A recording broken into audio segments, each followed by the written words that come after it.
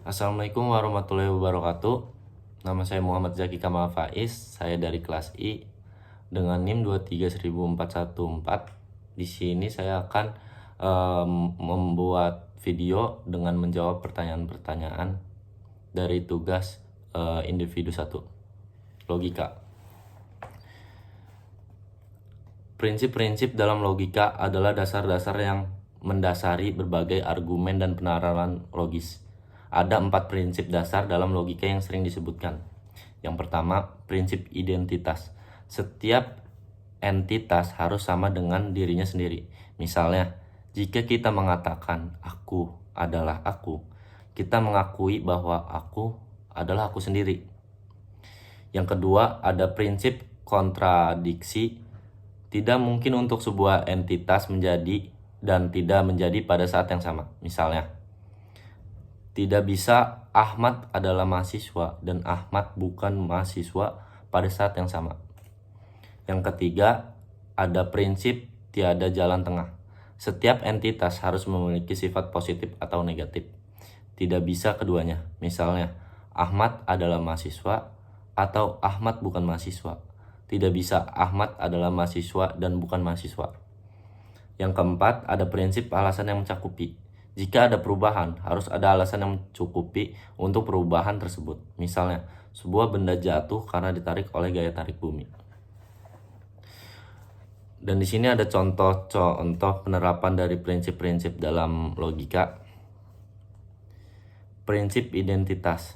Jika kita mengatakan aku adalah aku, kita mengakui bahwa aku adalah aku sendiri, yang berarti bahwa identitas saya tidak berubah. Yang kedua, ada contoh prinsip kontradiksi. Jika kita mengatakan Ahmad adalah mahasiswa, maka tidak bisa juga mengatakan Ahmad bukan mahasiswa pada waktu yang sama, pada saat yang sama. Karena itu tidak bisa bahwa Ahmad adalah mahasiswa dan bukan mahasiswa. Yang ketiga, ada prinsip tiada jalan tengah. Contohnya adalah dalam kasus Ahmad adalah mahasiswa, kita harus memilih salah satu, tidak bisa keduanya. Yang keempat, ada contoh prinsip alasan yang mencakupi. Misalnya, sebuah benda jatuh karena ditarik oleh gaya tarik bumi. Jadi tidak bisa ada perubahan tanpa alasan yang mencakupi. Lanjut, proses dari ide, konsep, kata, dan term adalah serangkaian langkah dalam pemahaman dan ekspresi konsep atau ide dalam bentuk kata atau istilah term yang lebih formal. Di sini saya akan mencoba menjelaskan dan ngasih contoh dari setiap tahap proses tersebut. Yang pertama, ada ide. Ini adalah konsep atau gambaran mentah tentang sesuatu yang kita pikirkan atau pengalaman. Misalnya, kita mungkin memiliki ide tentang keindahan yang merujuk pada perasaan estetika atau kesan visual yang memikat. Yang kedua, ada konsep. Setelah mengidentifikasi ide, kita membentuk konsep yang lebih rinci dan spesifik. Konsep adalah pemahaman atau interpretasi yang lebih mendalam tentang ide tersebut. Misalnya, konsep dari keindahan bisa mencakup aspek-aspek seperti warna, bentuk, dan harmoni visual. Yang ketiga, ada kata. Konsep kemudian diterjemahkan menjadi kata atau frasa. Kata adalah cara kita mengungkapkan konsep kepada orang lain atau menuliskannya. Misalnya, kata keindahan dapat menggambarkan konsep yang kita miliki tentang estetika visual. Dan yang terakhir, keempat, term. Kata tersebut kemudian dikategorikan menjadi term yang lebih spesifik. Term adalah kata atau frasa yang memiliki arti yang lebih tegas dan sering digunakan dalam diskusi atau prinsip keindahan. Adalah contoh term yang lebih spesifik dan mungkin digunakan dalam konteks akademis dan diskusi filosofis. Di sini ada contohnya. Contoh langkah-langkah proses tersebut. Yang pertama, ide. Melihat sebuah gambar yang indah. Yang kedua, konsep.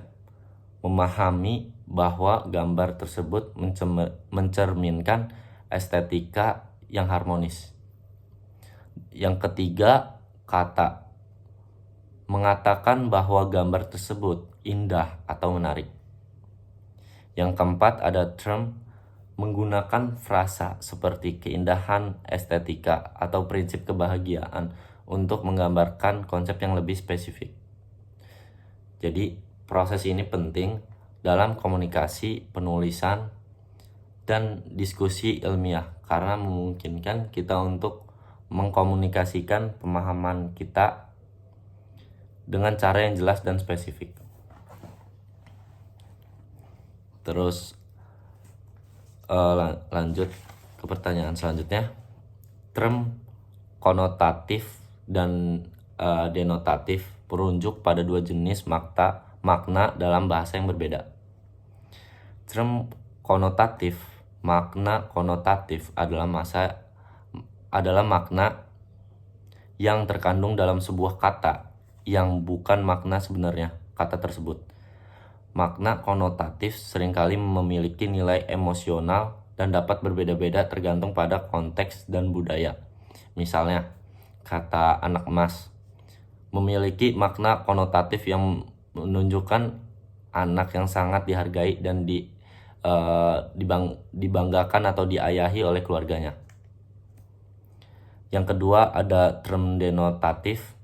Makna denotatif adalah makna yang sebenarnya dan objektif dari sebuah kata, yaitu makna yang melekat pada objek atau konsep yang diwakili oleh kata tersebut. Denotatif tidak menimbulkan rasa baik atau buruk, dan biasanya lebih umum dan tidak tergantung pada konteks atau budaya. Di sini saya akan ngasih contoh term konotatif. Yang pertama ada ringan tangan. Ada kata ringan tangan merujuk pada anak. Itu tuh artinya merujuk pada anak yang rajin dan suka menolong. Yang kedua ada anak emas. Yang tadi yang saya sudah jelaskan, anak emas merujuk pada anak yang paling disayangi. Nomor 3 ada besar kepala. Besar kepala merujuk pada orang yang disebut-sebut sombong. Terus di sini saya ada contoh term denotatif. Yang pertama, anak merujuk pada individu yang merupakan anggota keluarga. Yang kedua ada kambing, merujuk pada hewan dari keluarga Capridae. Nomor 3 ada kerja, merujuk pada aktivitas yang dilakukan untuk mendapatkan penghasilan. Konotasi sering digunakan dalam sastra untuk menambah kedalaman dan nuansa pada kalimat. Sementara denotasi digunakan dalam komunikasi yang lebih objektif dan faktual. Term konotatif dan denotatif merujuk pada dua jenis makna dalam bahasa. Denotatif adalah makna literal atau sebenarnya dari suatu kata atau frasa. Sedangkan konotatif adalah makna tambahan atau makna simbolis yang terkandung dalam kata frasa tersebut. Denotatif ini adalah pengertian harifah dari kata atau frasa. Misalnya dalam kalimat, kambing hitam Pak Arif sudah terjual di pasar hewan. Kambing hitam bermakna sebenarnya itu kambing berwarna hitam. Konotatif ini adalah makna tambahan atau makna simbolis yang terkandung dalam kata atau frasa. Misalnya dalam kalimat, Ririn anak yang ringan tangan dan baik. Ringan tangan dalam makna atau arti konotatif yaitu anak yang rajin dan suka menolong. Lanjut ke pertanyaan berikutnya. Hubungan timbal balik antara term konotatif dan denotatif terjadi ketika sebuah kata atau frasa memiliki makna literal denotatif tetapi juga memiliki makna tambahan atau simbolis konotatif. Misalnya, kata kambing hitam memiliki makna literal bahwa itu adalah kambing berwarna hitam, denotatif.